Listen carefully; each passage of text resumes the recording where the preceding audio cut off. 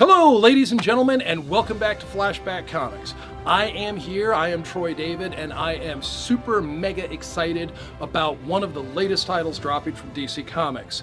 This week, I am looking at DC's Young Animals Doom Patrol. I have been a fan of the Doom Patrol ever since I was a very young, small child back in the 1960s. The Doom Patrol comes into our focus in the pages of My Greatest Adventure number 80. We are introduced to the Chief, to Cliff Steele, Robot Man, to Larry Trainer, Negative Man, and to Rita Farr, Elastigirl. Time would go on, and My Greatest Adventure would continue to feature the Doom Patrol until at issue 86, it simply became the Doom Patrol. Along the way, we were also introduced to Garfield Logan, who we know as Beast Boy, and then the Changeling, and then Beast Boy again. We are also introduced to Steve Dayton, one of the 5 richest men in the world, who dons a helmet that gives him psionic powers, and he becomes the part-time hero, Mento. Mento and Rita Farr would marry, and they would adopt Garfield, and that would become his family, his extended family, his immediate adoptive family. And the Doom Patrol's adventures would continue with kind of a quirky angle. Now, it was the 1960s. You could look at a copy of Doom Patrol and see DC's go-go checks across the top. The little black and white checkerboard pattern. Yeah, that was a thing. They thought it would make them look hip and edgy, at least as hip and edgy as you could look in the 1960s. The Doom Patrol fought a variety of opponents, not least of which was Monsieur Mala and the Brain, who would later lead the Brotherhood of Evil, along with Madame Rouge. You would see the introduction of the Animal Vegetable Mineral Man. I'm not making that up there, folks. This was a guy that could transform himself into any combination of animal, vegetable, and mineral. The front cover, it's so iconic. He's got the head of a Tyrannosaurus, legs made of diamond, hands made of wood. It's fantastic. You've got to see it. The Doom Patrol, however, quirky that it was and loved like it was, did come to an end as the sales began to taper off. And so the characters, in a fashion not commonly done at the time, were killed. They sacrificed their lives, they put themselves in harm's way to save a small New England fishing village, and they were blown up. And that was it. It was the intention of the writer at the time to leave it ambiguous enough for maybe the characters to be seen again. They were not seen for quite some time. The Doom Patrol book did briefly enter into some reprint material, but there was nothing new for the Patrol until much later when we would see them in the pages of the DC Showcase, in which case we had a new Doom Patrol introduced. Now, we were given Robot Man, this time in a refurbished body. He had actually survived the explosion. His brain casing kept him alive, and Dr. Will Magnus, you may remember him from the Metal Men, Dr. Will Magnus created a new body for Robot Man, for Cliff Steele.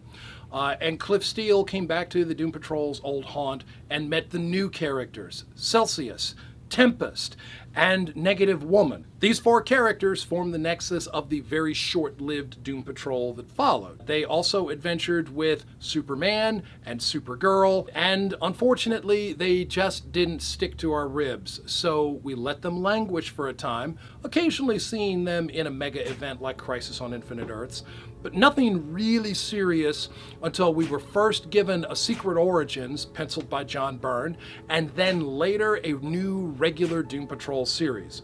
Written by Paul Kupperberg, illustrated by Steve Lytle. It was gorgeous, and it blended the Patrollers because we discovered that, in fact, Larry Trainer also survived the explosion. So Negative Man and his negative energy body, which was now being shared between himself and Valentina Vostok, the Negative Woman, well, Larry also survived. So now we have 2 characters that made it. And this series would go on until we would learn that, in fact, Niles Calder, the Chief, the man who started this whole thing, Niles Calder had a force field built into his wheelchair, and he survived the explosion as well. So that's everybody except Rita Farr, Elastigirl.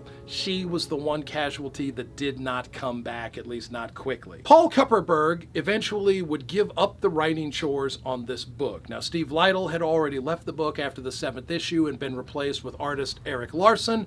Eric Larson would also leave the book, and then we would get the new creative team, the Doom Patrol issue number 19. Grant Morrison and Richard Case would give us Crawling from the Wreckage. Now, where previous Doom Patrol stories had given us something that was a lot more standard fare superhero action, Grant Morrison got back into some of the quirkiness that had made the Patrol popular in previous iteration. He would introduce us to, he would rework the concept of the Brotherhood of Evil and turn them into the Brotherhood of Dada. He would give us Red Jack. He'd give us stories like the Butterfly Collector.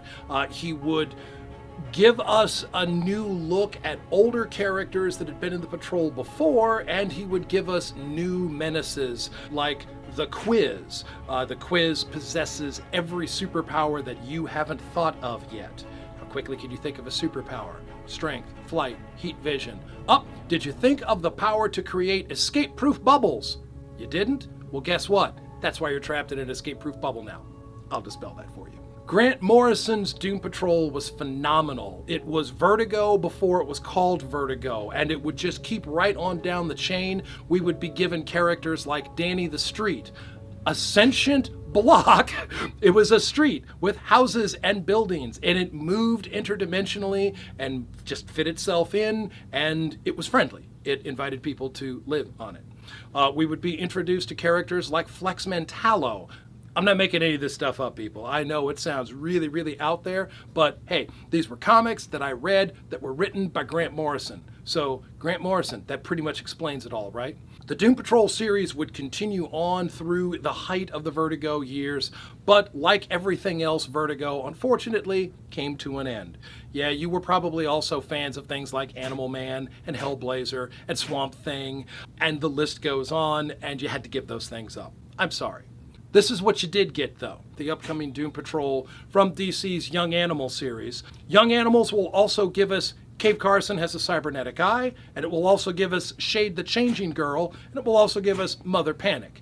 Check these things out, but start this week with the Doom Patrol. You'll be right there with me. We will be part of the exclusive club as we go back to the original DC Hard Luck Heroes. Join me.